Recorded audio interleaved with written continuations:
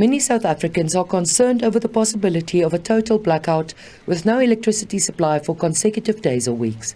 While it's not deemed an imminent threat by experts, disaster risk management structures within the province and national have plans in place for it. Various actions will be taken immediately to ensure, among others, that essential services, including water supplies, sanitation and medical care, can function. People are encouraged to be prepared for possible higher stages of load shedding and its possible implications. In any major event or crisis, people should ensure that they get their information from legitimate and official sources. Obviously, social media is a challenge. It's one thing we haven't learned to manage from a disaster perspective yet. So the important thing is we are putting the structures in place where we will provide the communication. And I think that's where, in a total blackout, if you're not able to communicate, or you don't have a radio, or you can't get any messages on your phone, there will be identified places where information will be made available. And I think that's really, you have to sort of play what's in front of you. You have to see what the challenges are, and then you have to deal with them, and you have to keep people on board as you go ahead and do that. And that's what we would recommend. The average age of electricity generation units in South Africa is 44 years. These facilities have not been maintained properly, and many are reaching the end of their life cycles. This, Premier Alan Winde says, is among the issues that were discussed in a meeting with Eskom. He encourages people, where possible, to invest in energy systems for their own use.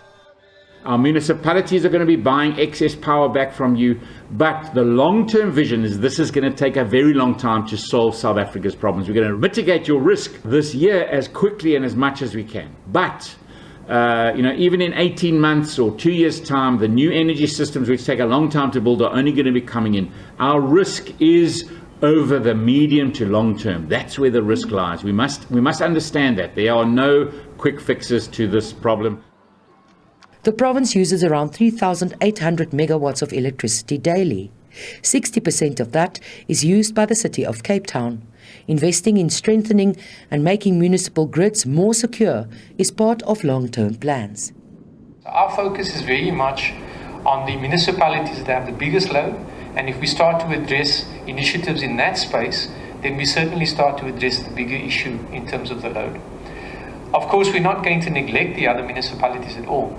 The idea is that we would have projects that would then also, depending on the maturity level, start to develop in those municipalities as well. I think over our period from now to 2035, the idea would be that all our municipalities would have a lower level of reliance and have some form of independent generation in that municipality. People are encouraged to familiarize themselves with load shedding schedules to minimize discomfort. Mariska Botha, SABC News, Cape Town.